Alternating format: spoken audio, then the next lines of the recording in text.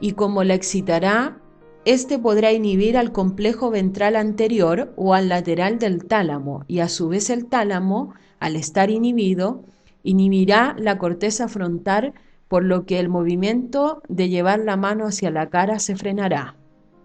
Y no podemos dejar de hablar del cerebelo, que es el que controla la postura y la coordinación de los movimientos, ajustando el grado de contracción de los músculos del niño bailarín.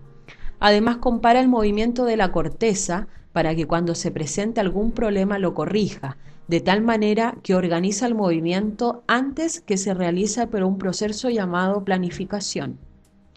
El cerebelo se divide en tres regiones. La más antigua, la porción arquicerebelo, que coordina el movimiento en base al equilibrio, ya sea postura o tono. Lo lleva a cabo por el vestíbulo cerebelo o flóculo nodular. Además, esta tiene el rol en el control de movimientos oculares cuando el niño mira hacia la mamá que lo está grabando, accionándolos a través de la conexión con el núcleo fastigio.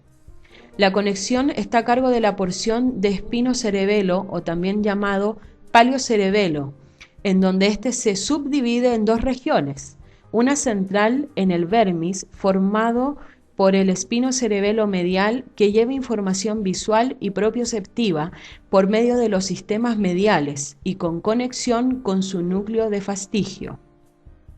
A los costados del vermis encontramos al espinocerebelo lateral, que con conexión con el sistema lateral influye en el movimiento de la extremidad con sus respectivos núcleos globoso y emboliforme. Luego, en los hemisferios cerebelosos encontramos al cerebrocerebelo o neocerebelo. Su función es de planificar el movimiento con conexión por su núcleo dentado, que anticipa el movimiento a todos los estímulos que puedan ocurrir, como la música que escucha el niño que baila o la voz de su mamá que lo está grabando. El cerebelo está compuesto de diversas capas en las cuales pasa la información. Aquella que proviene de los núcleos del puente, de carácter propioceptiva y somatosensitiva, esta información asciende a través de las fibras muscosas, las cuales envían colaterales en su trayecto para hacer excitar al núcleo profundo. Al mismo tiempo, estas siguen ascendiendo hasta llegar a la capa granular, en donde van a excitar las células granulares que son excitatorias, en el cual el axón de las células granulares sube para formar en la capa molecular las fibras paralelas. En la capa molecular encontraremos diversos tipos de células. Ellas son las células estrelladas y ancesto. Ambas células van a estar estimuladas por las células en paralelo. A continuación se encuentra la capa de Purkinje, y como su nombre lo dice, vamos a encontrar en ella las células de Purkinje, que también van a enviar ramas en las fibras en paralelo, así estas serán excitadas. Como las células en cesto y las estrelladas también estarán excitadas, estas enviarán una información la cual provocará la inhibición de las células de Purkinje, y a consecuencia estas últimas lograrán inhibir al núcleo profundo. Al mismo tiempo, la célula de Golgi, que está en la capa molecular, inhibirá la célula granular y enviará una colateral que inhibirá la fibra paralela.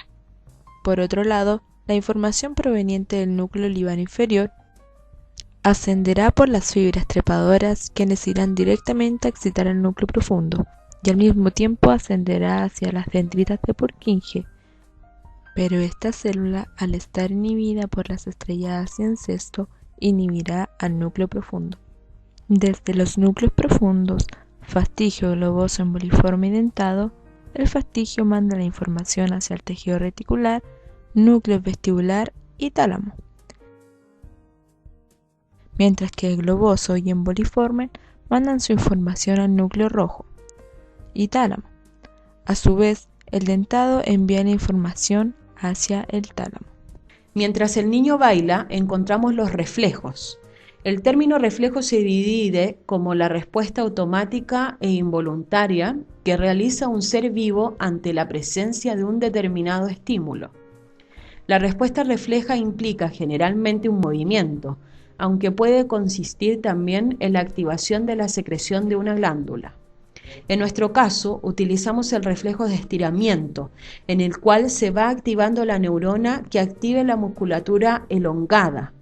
contrayendo la musculatura que se estira para recuperar la posición. La información vestibular trata de adaptar el cuello y el tronco ante el cambio que hacen por la fuerza de gravedad. El reflejo de estiramiento es monosináptico, cuyo receptor es uso neuromuscular. Su tipo de fibra es la saconuclear dinámica. Esta fibra excita a la alfa-motoneurona del tríceps para luego entrar a la médula por medio del asta posterior y a su vez envía colaterales. En la médula espinal, en la sustancia gris, se dirige hacia el núcleo lateral de la médula espinal en la zona extensora, y de esta forma el niño bailarín puede realizar su movimiento reflejo. Para finalizar debemos hablar de los procesos del conocimiento, la memoria.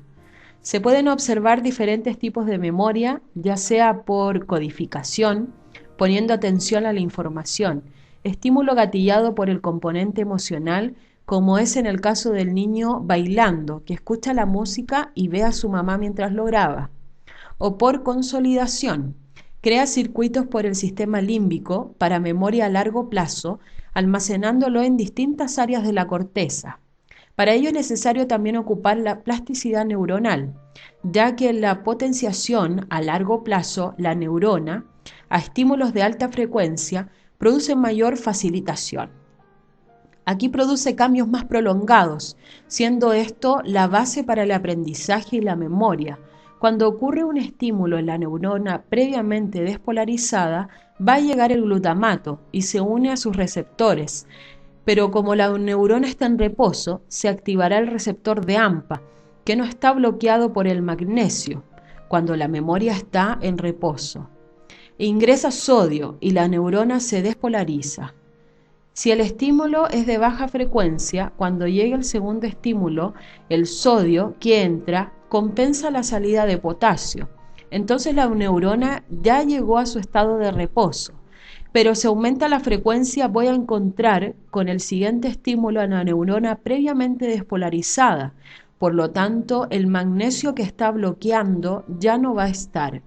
Entonces, cuando llegue el glutamato, en el siguiente estímulo, puede entrar el calcio por el receptor AMPA. El calcio va a ser responsable de la potenciación a largo plazo. El calcio activa el segundo mensajero, calcio y calmodulin quinasa 2, estimula a la proteína quinasa C y esta enzima va a hacer que canales AMPA se agreguen a la membrana. Podemos decir además que en la corteza límbica se analiza la corteza prefrontal de asociación, realizando un circuito en el sistema límbico. Luego va a la corteza cingulada y después a la corteza parahipocampal a través del fornix, axones del hipocampo. Llega al núcleo mamilar en el hipotálamo, van hacia el núcleo anterior del tálamo. Este último devuelve la información hacia la corteza prefrontal. Este circuito sirve para recordar algo, como puede suceder que el niño después recuerde el baile que está haciendo cuando escucha la misma canción.